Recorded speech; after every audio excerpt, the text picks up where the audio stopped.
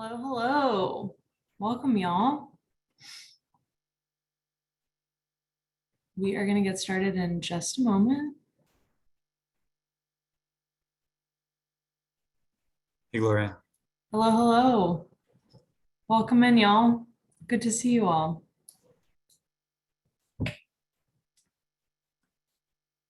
As folks keep joining, we're going to give it about a minute and then we will get going here. But thanks for taking part of your Thursday afternoon to join us.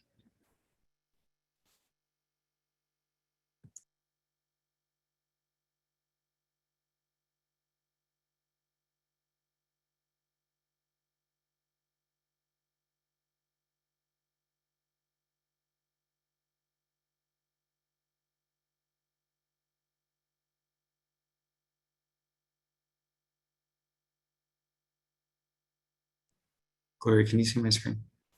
I sure can.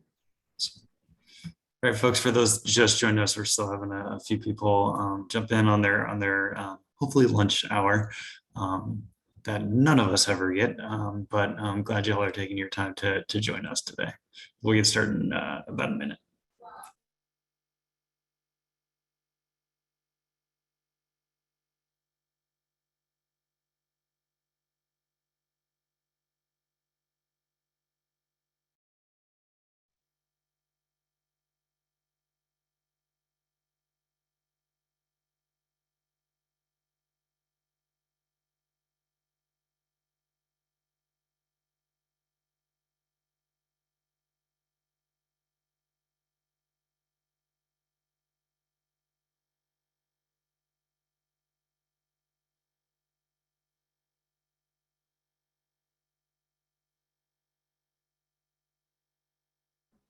All right, everybody, let's go ahead and get started. Welcome. Thanks for taking time out of your day to be with us. Talk a little bit about one of our favorite topics, three favorite topics: math and innovation and zones as well. Just kidding, but super excited to have y'all here, folks across the state. I see Sandy is here with Anthony ISD. Do me a favor, folks, just throw in your in the chat where you're joining us from. We love to see kind of the reach of our state and the diversity of our state. And just excited for all y'all to be here. Taft, Big Spring, excellent. Anthony ISD. Farmersville. Hey, Mike, how are you? Excellent. So again, keep throwing those in the chat, and we're excited just to kind of be able to engage with y'all today. We got a smaller group of folks that are super excited about this work. So I'm excited to kind of go through this, but then kind of open it up for questions as we move through. We will start off with a round of introductions. So my name is Andrew Hodge. I am the Director of Innovative Instructional Models here at TEA. Also got the opportunity to join TEA about 4 years ago and launch Math Innovation Zones. And since then it has grown from an idea to I believe over 80 different school districts that are participating in it, over 100,000 kids, and some really solid student achievement results over the course of the time that we've been engaging with the program. So super proud of that. Also proud of just the folks that we've gotten to meet along the way and join us in this kind of innovative and new and exciting work. Also joined by my colleague today, Gloria. Gloria, you want to say hi? Yeah, hi. I'm Gloria Matthews. I'm working on high quality instructional materials integration and really excited to be here and think about math innovation zones. I think it's such a great way to integrate high quality instructional materials in a way that we've seen be really powerful for teachers and for students. So I'm excited to be here. Awesome. And then we'll also give a shout out to Dr. Heather Greenhall Spencer, who is also joining us today. She is part of our extended team at Texas Tech University, blended learning and personalized learning team. And she's been a great partner with us in this work over the past 4 years or so. So excited to have Dr. Greenhall Spencer here as well. I won't call you out, Dr. Greenhall Spencer, to come off mute and say hi because I didn't give you fair warning. It just makes me anxious, as a teacher, you got to hold that cold call, right? So with our time together today, we're going to do, of course, the welcome and introduction. We wanted to really ground in math innovation zones, why it matters, and what it actually is. We'll talk about what you're signed up for, the benefits that are go along with this addition to the TClass decision to a work. Also, a little bit about the requirements that are there within it. I would say Math Innovation Zones offers extra feedback, extra resources, and it's designing a comprehensive blended learning program aligned with high quality core instructional curriculum. And so there's just some extra things that we ask, given the added components within that model. We'll leave y'all with some time to ask and want to answer questions, and then some next steps for folks that are interested in joining this, the 5th, I believe, Math Innovation Zones cohort. A little bit of housekeeping before we get started today. Ask questions. We started off in the chat, seeing y'all, but please throw your questions, if you don't mind, in the Q&A. It helps us manage a little bit better. We can track it a little bit better. And sometimes chats get, they move pretty quickly. So that would be really helpful for us. And then we are recording this webinar, and we'll send it out after our time together today to all the folks at RSVP, just so that you have the slides. There's some links that we'll show later, but so that you'll have the slides and also the recording of our time together. So let's actually get started and ground ourselves in the why of Math Innovation Zones. We live in a state, as folks joined into the chat, a state that's large. We have 5.5 million students. We have 1,200 school districts, and they're different. But we have a mission to make sure that all those students are ready for college, career, or the military. But we also recognize that's a challenge. Our students across state come to us with varying degrees of prerequisite skills in math. We think about the building blocks of math that some of our students don't have, but we still have the charge to get them to college, career, and military. We also know that any given classroom, you can have students that are across really the spectrum of from really advanced. I remember my Algebra 2 class had students that were past Algebra 2 mastery, but students that were also on a 5th or 6th grade level of math understanding. And that's within the same class, which is really, really difficult. But we knew that we have one charge to get those students to be ready for college, career, and the military. A part of the reason why a lot of this is difficult is that actually understanding the prior understanding, the prerequisite knowledge and skills that students have is difficult. You think about a class of potentially 30 students multiplied by multiple preps. It's incredibly difficult to do that for all students, and really thinking about that every day, right? If we think about the core curriculum that is being used, if Eureka Math TEKS Edition or Carnegie Learning Texas Math Solution, all the prerequisite skills that are involved in each of those individual lessons, all those skills also have prerequisite skills, and it's hard to understand and know on a daily basis where our students are in terms of their readiness to master those skills. So we also know that once we do understand where our students are, differentiating their academic pathway is also difficult. You might have students that are kind of ready to roll with today's lesson with the scaffolding that's built into Eureka Math TEKS or Carnegie Learning Texas Math Solution, but some of them may be on other sides of that kind of spectrum of knowledge and skills. And so actually differentiating that is really difficult for teachers to do every day. And then further, we know that actually like changing that lesson and executing and adjusting in real time is pretty difficult. It's difficult to do when you realize when you're halfway through your lesson that you missed a really prerequisite skill that this subgroup of students have. And it's difficult as a teacher to be managing all that all the time for all the students. And so what we see a lot across the state is transparently what I felt like I did when I was in the classroom. And that's when you feel like you can't effectively do that all the time. And so you teach to this group of students that are in the middle, because that diagnosing, differentiating, and executing, adjusting on the time is really, really, really difficult to do every single way. So really, that is our job as leaders in education. We need to find a better way to support our teachers to ensure that this is actually a sustainable practice that they can do, because it has a tremendous impact on student achievement. And we think that blended learning is a solution to reach these students. Blended learning, as we talked about, it really combines face-to-face instruction with online instruction. Online instruction is really, really helpful. You can have that quick diagnosis, this automated differentiation, and you can have instant adjustments based on real-time feedback from students. But what we know, and what a lot of us really know, even what a lot of us knew, but know even better now, is that online instruction solely has a lot of drawbacks. And that's why we know that face-to-face instruction, actually students in the classroom, matters. You have that human flexibility, the love and emotional support from a teacher that only a teacher can deliver, and really that kind of face-to-face ongoing encouragement of students that a lot of them need. A lot of them need that extra push to go the extra mile and master the content that we put in front of them. And so we do think that blended learning is a solution to help all teachers reach all students.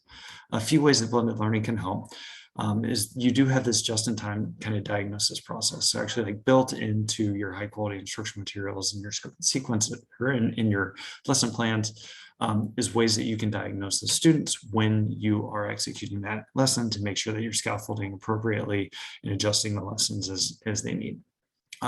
One of the other benefits of adaptive software is that it can differentiate pathways for students on the fly, right? Like, you don't have to you don't have to design the curriculum as a way to you don't have to design the lesson as a way to create a differentiated path. You have, for example, what you see here is Zern, one of the products that is approved for Math Innovation Zones, that can assist the teacher and deliver different experiences to the students based on where they are. Finally, you have, beyond that, the ability to make real-time adjustments that is not solely on the teacher's shoulders, that does impact where the students kind of land in terms of mastery of the content. And so what you see here is another one of the approved products for to supplement Eureka Mathematics Edition. It's called ST Math. And this is a dashboard on the left-hand side of your screen that shows kind of how a teacher could actually monitor and make those adjustments for the students. And then also how a teacher could have conferences on the right side of your screen with those students to make sure that they are understanding the pathway that they're on and understanding the steps that they need to take to mastery. So that's really the reason, folks, why we believe so much in blended learning and a blended approach to a high quality math set of instructional materials. And we believe that when blended learning is designed and planned and implemented with high fidelity, you give the teacher the power to and the benefit and the support to really differentiate this instruction in real time to provide effective individualized instruction for students at scale. So that's one of the reasons why we established Math Innovation Zones, and we've built it over the past few years to continue evolving with what we've heard from your colleagues in the field. We know that there's a lot of benefit to kind of going through a process that's been designed like Math Innovation Zones, but it's only as good as the feedback that we've gotten from folks in the field. And so largely speaking, what the process that we've been able to refine over the past few years is what we refer to as a 4-year process to design, launch, scale, and sustain a high quality blended learning model aligned to a high quality core curriculum. I will note that in the past, the Math Innovation Zones has been more focused on the supplemental nature of an online or blended component. What we've been able to do, though, specifically through some of the TClass opportunities and a lot of our agencies push, and for the folks on this call, the folks that have been awarded for decision 2 high quality core high quality instructional material supports, we've been able to align Math Innovation Zones in this blended component with that work. So there's one coherent and aligned experience for both students, but also teachers that y'all are supporting. So Math Innovation Zones is this 4-year process. And year 0 kind of kicks it off with the planning phase. And this really gets started now. And we'll get a little bit deeper into the details of this in a minute. But the Math Innovation Zones planning phase, it goes through a set of kind of predefined requirements to support y'all directly in defining what your plan, your preparation is for the program. That goes over the course of the next few months and then leads itself into what we call the execution phase. One thing I'll call out is that with the Math Innovation Zone strategic plan, this is something that really all these planning requirements are required through decision 2, but the Math Innovation Zone strategic plan goes through an extra step, which is an evaluation by a third-party team. That's our team, Dr. Greenhall Spencer and the London Personalized Learning Department in Texas Tech, to essentially get evaluated and approved. I hesitate to say evaluated, I hesitate to say approved, because the design of the program and the intent of the program is to ensure that this is an extra support to make sure that y'all have everything that you need in order to get to the place where you feel good about the model that you've designed for your schools and system as they look to implement blended learning. The last thing I'll mention about planning before we dig in a little bit more to the execution requirements is that LEAs with those approved plans, once you get that plan approved later on this spring, there's what we call an execution grant that you're eligible for. And so this is an additional subset of funding that adds on to your TClass funding that is kind of out there as a way for you to say, yep, we went through the planning process and we still want to move forward with this. We've got the plan approved, and then we fund y'all with additional funds for that execution grant. In the execution phase of Math Innovation Zone, there's a few other requirements that we require from folks. So one of those is actually product usage. So this is this is something that's as simple as we'll get into the details here in a minute, but an example is, Zern saying you had to complete 4 lessons of this per week. And so we ask that the people that are engaged in this model in this program meet those requirements. That's similar to a lot of the other requirements with decision 2, but specific with Math Innovation Zones, we're able to actually name the fidelity metrics that we're shooting for. In addition, there's high quality instructional material aligned professional learning. So actually completing the professional learning that's aligned with your online curriculum. Unit assessments that are embedded in the core curriculum, whether that is your Mathematics Edition or Carnegie Learning Texas Math Solution is something that is a requirement of this as well. And then time for teachers. That is primarily making sure that we are setting aside time for teachers to really internalize their upcoming lessons and how they're thinking through using their the online component of that. And then B, using the online component specifically to get really great insights on student level data and understanding the degree to which students are mastering or not mastering content. With the planning phase specifically, we've split it up into a handful of phases. And so I guess sub phases. So the first one is really kind of this instructional vision piece where it's more of like kind of a walkthrough approach to defining y'all's plan for your instructional design. What is it that you and your stakeholders and your teachers are like want to deliver based on the needs of your students in your specific district? And so through this kind of phase of planning, what folks will work on and ultimately submit is really their kind of goals for the program.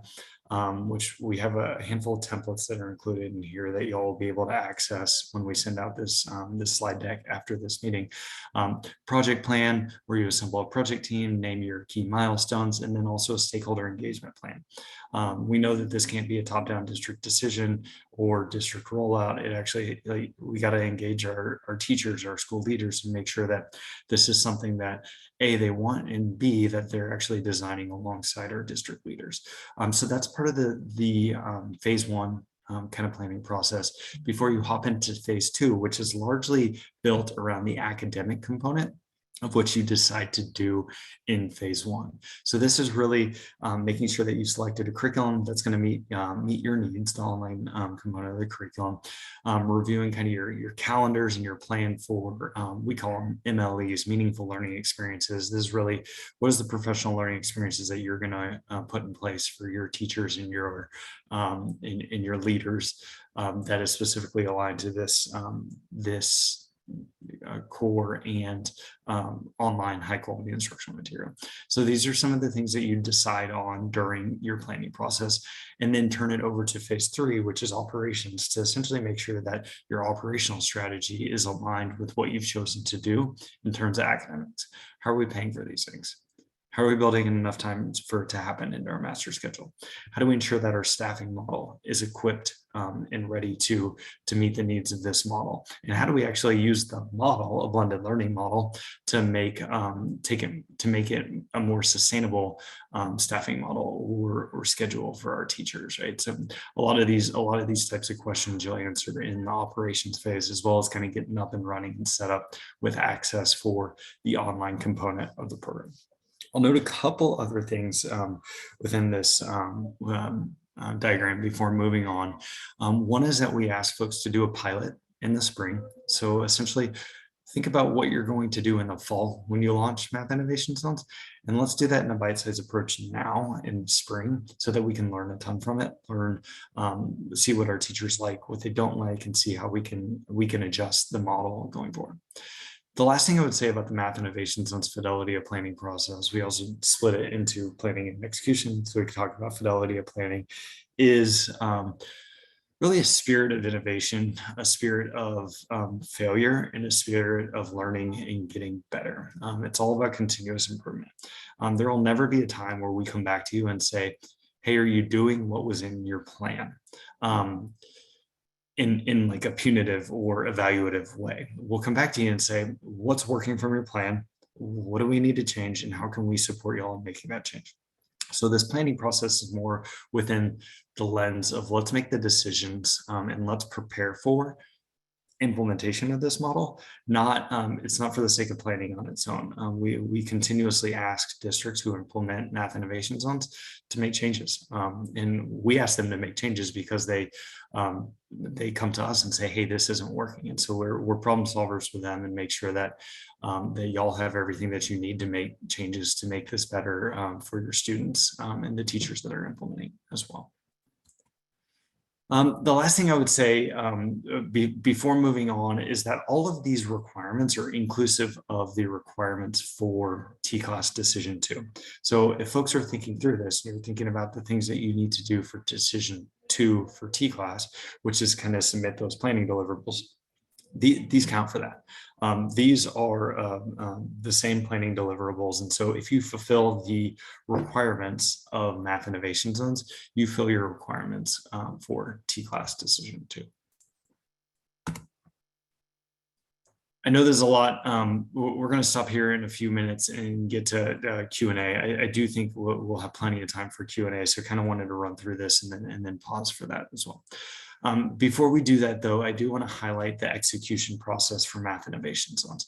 And so this is largely what we spoke about earlier, but 4 main fidelity of execution indicators that we have, or targets that we have, one of which is actually meeting the weekly student software progress targets.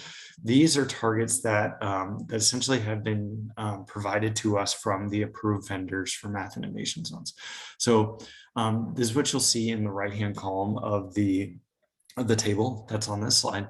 So ST Math asks that, and I say asks, but this is backed in the research that these organizations have and the products that have delivered really excellent STAR results and student achievement results within Texas and across the nation.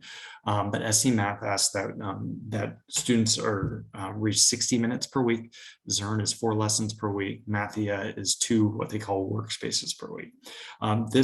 Unless you already have a lot of familiarity with these programs, probably doesn't mean much. What this does mean is, I would think of it as like kind of a logic model or a theory of action. These targets are based on what research says will equate to high achievement gains for students. And so this gives an opportunity for y'all and your school leaders and your teachers to track towards on a weekly basis what's high fidelity use, what's going to lead to student outcomes. And so these are conversations that we'll continue to have with you and that you'll have with your campuses and your teachers to better understand how is usage going, how is fidelity of implementation going within the blended learning model. The last three fidelity of execution targets that we have, went over these a minute ago, so not going to go too deep into them, but high quality instructional material aligned professional learning, unit assessments for that are aligned with the core high quality instructional material that is selected, and then planning time for teachers. The last thing I would say from this fidelity of execution model is that this is designed to kind of help y'all and help us manage the performance of the model of the program over the course of time. So the information that we're able to receive and we're able to coordinate with you on and work with you on helps us to figure out how can we better support folks that are in districts and in schools in implementing the model with fidelity.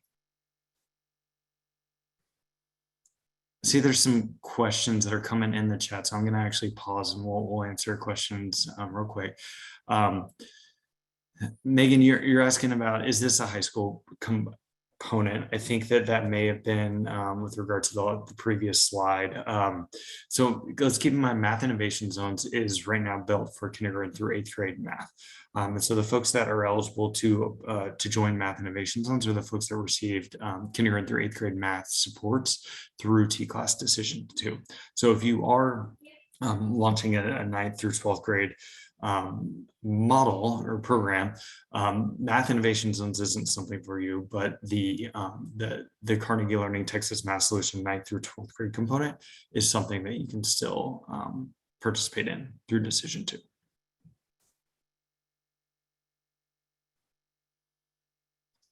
We also have another question in the chat about how MIZ integrates with TClass since the materials are the same. Yeah, Sandy, do you mind just saying a little bit more about that? I wish I can have you come off mute, but really what I would think about it, here's the way that I think about it. TClass has a bunch of decisions, as many folks on this call know. You're here because you were accepted and awarded for TClass Decision 2, which is a core high quality instructional material program. So all the requirements of Math Innovation Zones fulfill your requirements for TClass Decision 2, if that makes sense. So essentially everything that you're doing here is similar to what you would be doing if you didn't do Math Innovation Zones. Math Innovation Zones just pulls in additional benefits and supports to help you do that.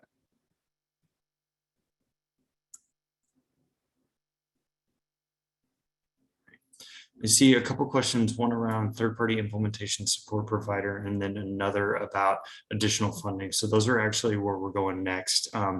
Yes on additional funding and yes on additional supports. And I will we'll get a little bit deeper into that next. So what are those additional benefits? Well, there's a few. So one, these are all in addition to getting to know me and Gloria and Dr. Greenhall Spencer a little bit better, which I would put right at the top of this list. In all seriousness, the primary benefits that we've heard from districts over the past few years are on this slide. So there's opportunity for additional funds. One is what we talked about earlier with that execution grant. So once your plan is approved, you are essentially awarded that execution grant. The funding for this depends a little bit on how some other funding streams shake out. In the past, we've been able to give about $125,000. Could be more, could be less this year, but that's a good kind of target if you're thinking about how much funds this would actually mean. In addition to those execution grants, there's other opportunities that are available through Math Innovation Zones. We have a sustainability cohort with Math Innovation Zones, and they are, it's all opt-in, but they have the opportunity to get extra funding and supports for things like participating in a master scheduling cohort or a strategic staffing model cohort, or even a financial planning and budgeting cohort. Those are all additional opportunities that we have through Math Innovation Zones. Again, all opt-in, but ways that we can support y'all even further with funds and additional resources. There's also for campuses that implement Math Innovation Zones with fidelity. And what that means is that you fulfill the planning requirements and then you fulfill the execution requirements. there's the campus is eligible for pause and commissioner interventions. This is not widely known, but this is a very, very important and very, very helpful benefit available through Math Innovation Zones.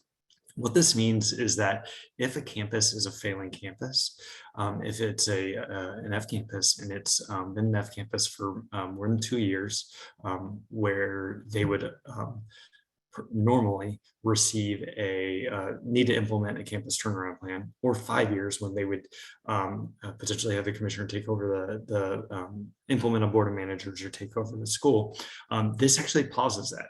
Again, if you implement Math Innovation Zones with fidelity.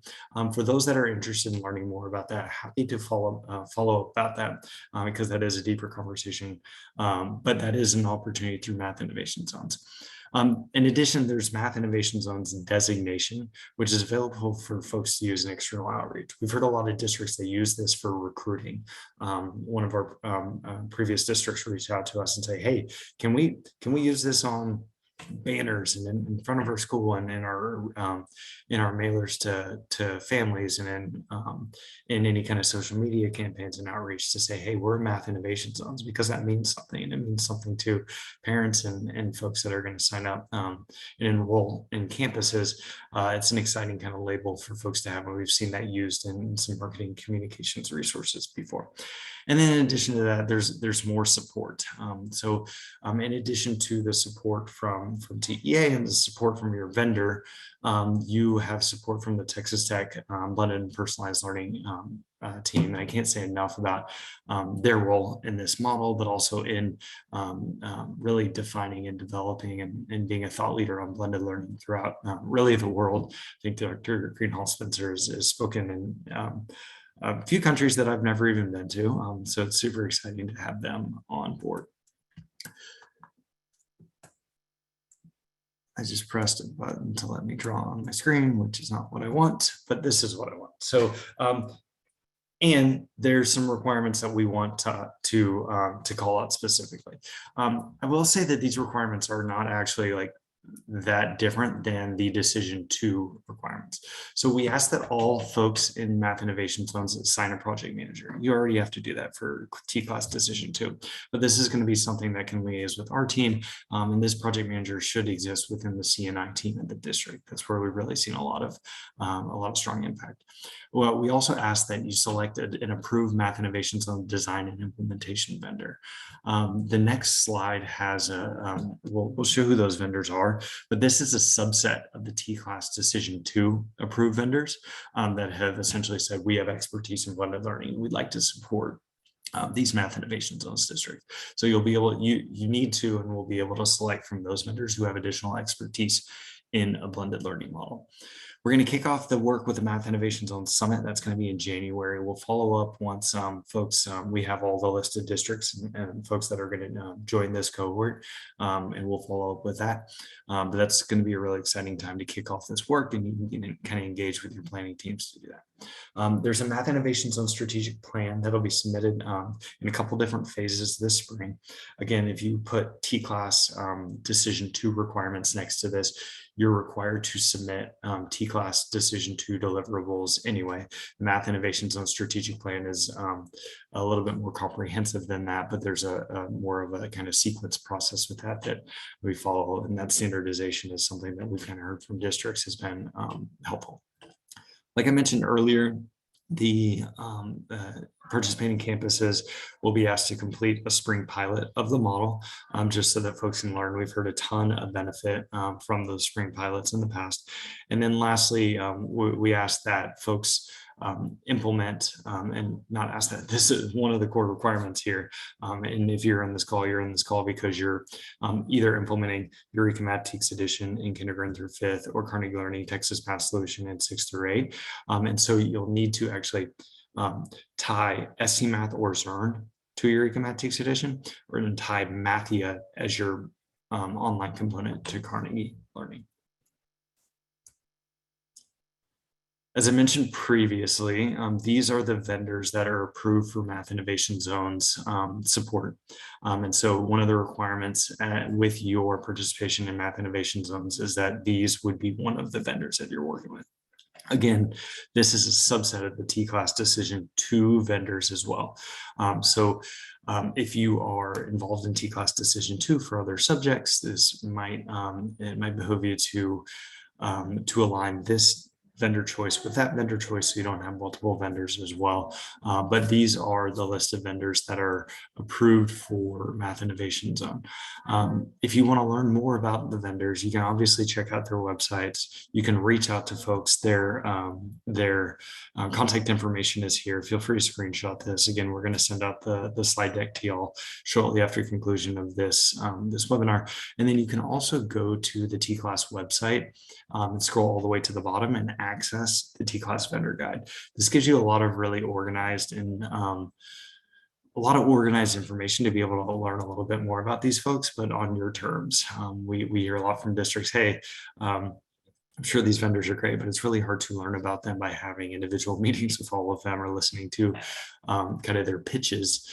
And so the vendor guide is available for you to be able to kind of have more apples to apples comparison of the approved vendors.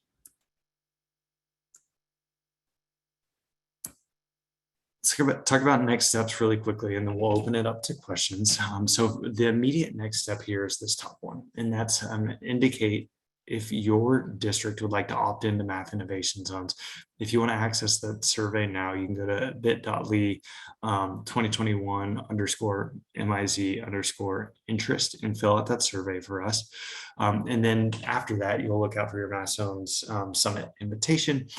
You'll select the vendor. One thing I want to call out here is that the vendor selection is the same date and the same requirements as TClass Decision 2. For TClass Decision 2, y'all are required to confirm your vendors by December 31st. And so this is the same expectation through Math Innovation Zones. Again, that TClass vendor guide is available for you. And that vendor submission should be confirmed in this form. It's linked here on the slide. It's also in a couple other emails. And we'll include that again in the follow-up email to this. But that's by December 31st. And then lastly, and this is an optional next step for folks that find interest in this or find it helpful, is that we have TClass Decision 2 office hours. It's every Tuesday and Friday at 8:30 Central for you to join and come and go as you see fit, ask questions, and you can sign up at the link that's included in this slide. Yes, great. That's a lot. That's a lot of information. I'm sure there are plenty of questions, and thanks for kind of bearing with me as I use a terrible ratio of teacher talk time to the audience. But like I mentioned, this is want to kind of give you all this information, let you all sit with it for a little bit, and then ask any questions that you have. This isn't your last time to ask questions as well. If you do have questions after this, you can reach out to miz@tea.texas.gov. You can also reach out to me or Gloria, and we'll throw our email addresses in the chat as well. But we are happy to stick around as long as y'all need, and we'll go ahead and answer some questions that are in the chat.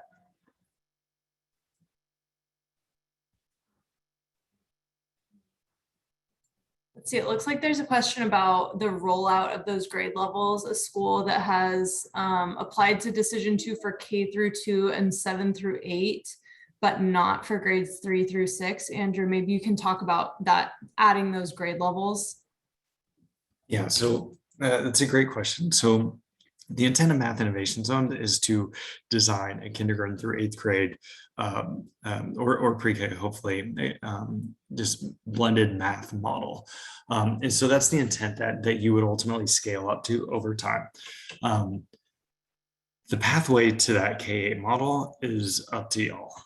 We say, you know, some folks start with kindergarten, 3rd grade, and 6th grade in a pilot year, and then grow up to K1, K1, 3, 4, 6, 7, and then ultimately get to a full kindergarten through 8th grade model. With that kind of path, we've seen districts take different approaches. Really, it's up to the district. That's something that you'll define in your planning phase, but it's also something that you got to be strategic with. Y'all know as well as we do that having any kind of top-down curriculum instruction change doesn't typically play out well in schools and with teachers. And so we want to make sure that we have that kind of stakeholder engagement, the buy-in, and kind of the readiness for this model when we do launch it at those staggered grade levels. The other thing I would say is that we've seen a lot of success from districts in piloting this model within one or two grade levels within school initially, and then the other teachers see what's happening and they hear how the teachers that are implementing feel about the model and feel about blended learning, and it kind of makes the rest of the scale pathway happen a little bit quicker. Again, we'll follow up with this we'll follow up this webinar with the PowerPoint deck and the recording. There's also a question about a specific vendor and whether they're approved as a Decision 2 vendor. So just as Andrew said before, there's sort of a larger list of approved design and implementation vendors for Decision 2 in general. And there's sort of a narrower subset of vendors who are approved for MIZ. So as you're looking at vendors for Decision 2, you do have the option to choose from that wider list. But if you're interested in doing Math Innovation Zones, we recommend that you go for those that are approved for MIZ. Excellent. And then we do have one question about it. I'll just read the question, y'all, because I think this is applicable to everybody. So if a district chooses to opt in, how are funds determined and what is the expiration date? So you all already were awarded TClass funds. Those funds have been determined. You filled out your e-grants. Those funds have already been determined and awarded to you. That is the initial set of funding for Math Innovation Zones, is that TClass Decision 2A award that you received. And then those are, I'm not going to, I hesitate to say that I don't know the date. I believe that it's March of 2024 that those federal funds expire for TClass. So again, y'all have already been awarded those Decision 2A funds. In addition to that, with Math Innovation Zones, there are opportunities for future grants. Those funds are not from the federal, they're not a part of the ESSER funding that was awarded through TClass. These are separate. These are general revenue from funds from the states, which have their different requirements. And I believe that those have, I think, about a 2.5 to 3 year window to spend the funds. We can get more information on that and communicate it during the kind of planning process for folks.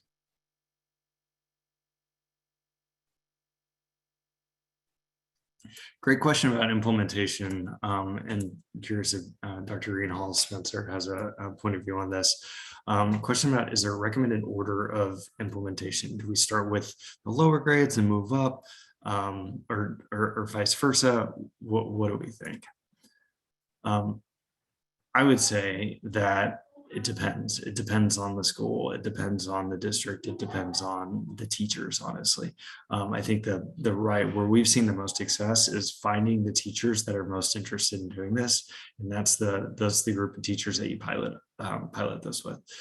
That's what happened in, I think about Mineola ISD. Mineola ISD is one of kind of the pioneers of blended and rural setting, is that they just found the teachers that were most interested in it. And it kind of caught on after that based on the success that those teachers were having and how it made their role as teachers a lot easier. So district and campus-based decision. Also, it might change. Your plan might change. You might say, hey, we're going to go to 4th grade next year, and then we are going to go to 5th, 6th, 7th the next year. And then you get into it and you're like, that's actually not the right thing for us. And I think that's okay. We just want to make sure we're always thinking about that scale, and then we'll work with you if we need to adjust plans throughout the process.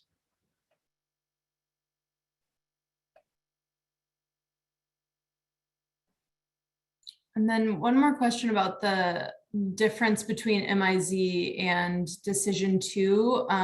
Maybe just, it might be helpful, Andrew, to one more time highlight the added support and the added requirements of MIZ. Yeah. Yes. Let me find a good slide to show this so we can write in the same thing. Um,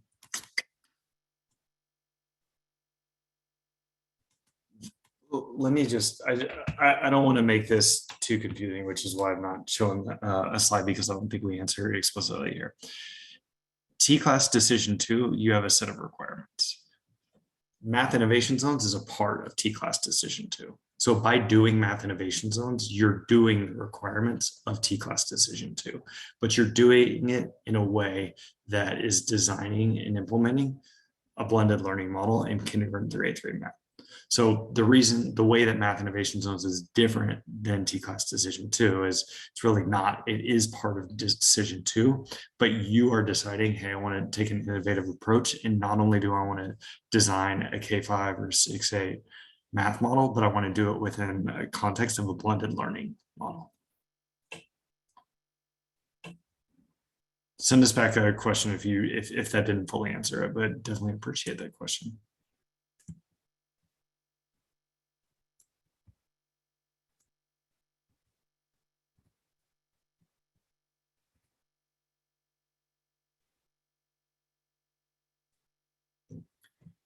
There's a question about usage of the grant funds for Math Innovation Zones. So I don't know if the question's about like TClass grant funds in general, or if it's about the Math Innovation Zones, like the Math Innovation Zones follow-on grants.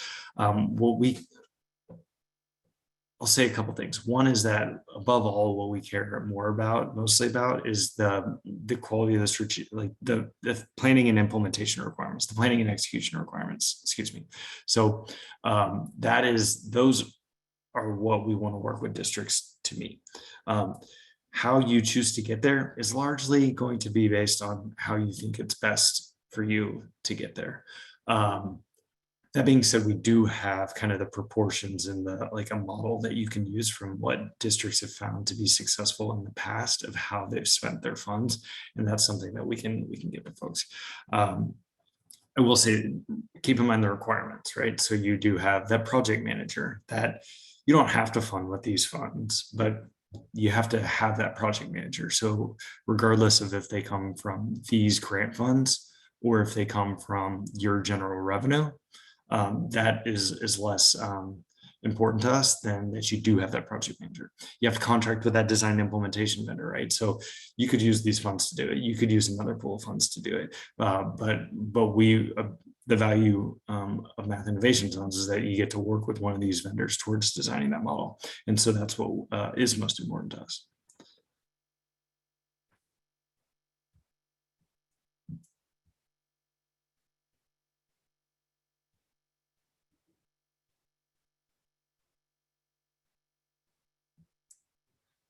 And yeah, just to reiterate, if you want to, we got a question, can you fund the project manager with these funds? Yeah, you can. The TClass funds is the same as kind of the overview that folks went through previously with the TClass grant.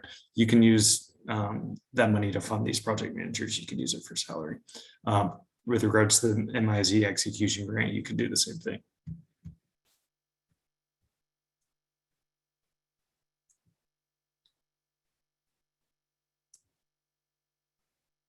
There's a great question that says, how do we access the materials? We're already using Eureka Math, and we want to move to support our teachers with kind of aligning either ST Math or Zern to it. So there's a few different ways, and Gloria, I think you may be able to add here. I'm trying to think of the best way to do this. So the first couple of things, the first thing I'll say is that this process and really like over the next 2 months is designed to help give you the information you need to be able to make that decision on what are the products that we want to tie to Eureka Math TEKS edition. So it's a part of the process. The other thing I would say is, and you can go learn more now. The best way I think to do this would be to go to the Texas Home Learning website, texashomelearning.org.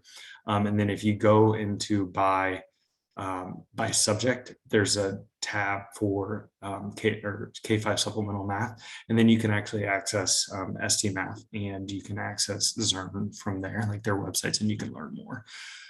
Same thing with Mathia, you would just go to the Carnegie Learning website. The question on the execution grant asks how many funds, how much funds. Math guy, I don't know what the proper grammatical tense of that is.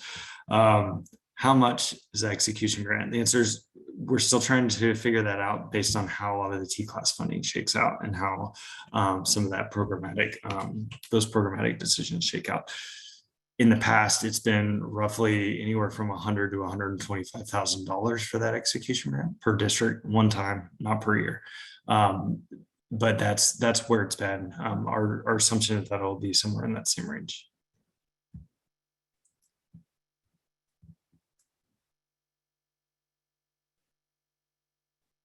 It's a good question that says, hey, this is quick. This is moving fast. This is I'm not sure if I can build a buy-in before I sign up for sign up and say, yeah, I want to do math innovation zones.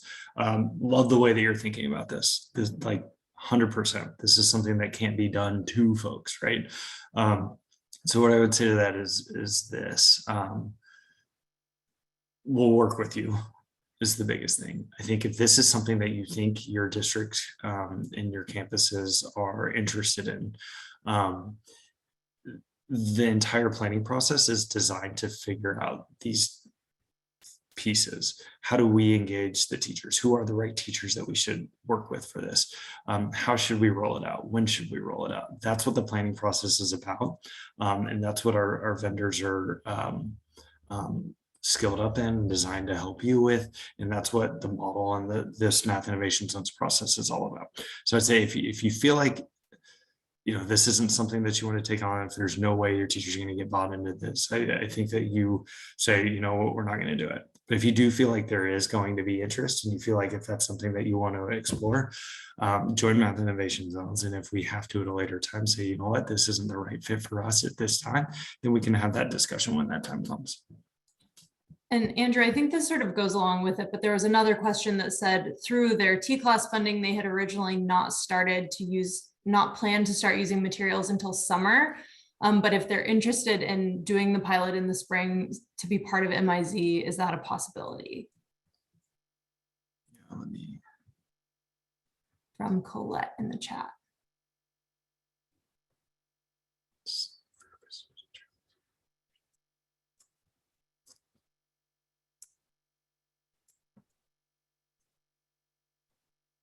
I don't know if I'm going to directly answer your question. My hope is that I do. So Colette, please add in another chat or we can follow up about this as well. There are folks that are on this call, folks that were awarded TClass Decision 2 that said, I want to do a spring pilot, I want to do a summer pilot, or I want to do the full year implementation, or all of the above. Math Innovation Zones kind of has a different programming timeline than that, where we say, it's helpful to do a spring pilot. Let's figure out how we can do some sort of spring pilot before we implement full scale. If you weren't expecting to do math innovation zones and you were expecting to have a summer pilot, I think that's okay too. Like when the pilot happens isn't as important in implementation as it is what you learn from it and what you're able to decide based on what you've learned. So I think the answer to that one is we can work with you on the timing of the pilot. The other thing I would say is that the reason we want to pilot is so that we can learn as a group, as a team. And we're not going to be knocking on your door saying oh, you didn't pilot this effectively. We're going to be talking to you and say what do you learn with the handful of teachers that are piloting this? And what are we going to change going forward? And so that's kind of how I would look at this is if you do have a handful of teachers that are really excited about this and maybe really good people to start this with, let's get this into their hands in the spring, see what we can learn from it so we can make sure that it's better when we implement it larger scale. This question, this is in addition to the already awarded on $125,000. So TClass funded TClass funded folks for Decision 2A. Math Innovation Zones is a part of TClass Decision 2A. For folks to get into Math Innovation Zones, there's no additional funds, but there's an additional opportunity through Math Innovation Zones to get future grants. So the money that folks were already awarded is the money folks were already awarded. That has already happened. Based on the approval of the planning deliverables, the plan, folks will get this execution grant on top of what you've received through TClass. And largely speaking with the execution grant, that's typically something we say will help you if you're trying to brainstorm on how to use those funds that come in at a later time. But largely speaking, we put that on y'all to decide how you want to use it. What is the way that you can best use that additional $125,000 to better support implementation of the program? Could be through hardware, software, salary, support. We've seen them all. But really at that point, after your plan has kind of been approved, we want y'all to be making those decisions based on what's going to be best for your implementation.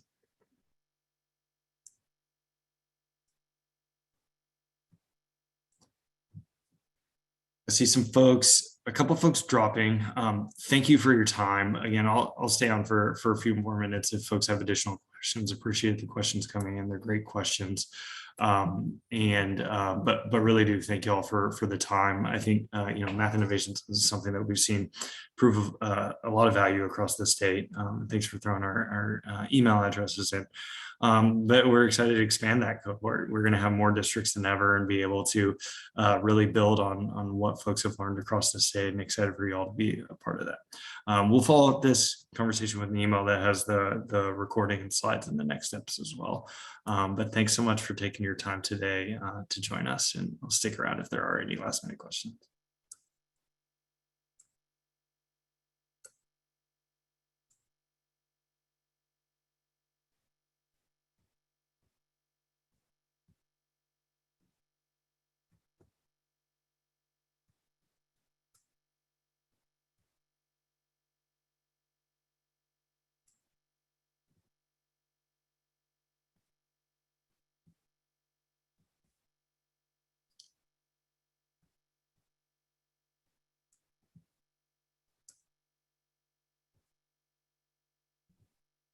All right, that went well. Let me know if I can help in any other way. Thanks, Heather. Are you coming off now? All right. Thanks, everybody. Have a great day. Bye.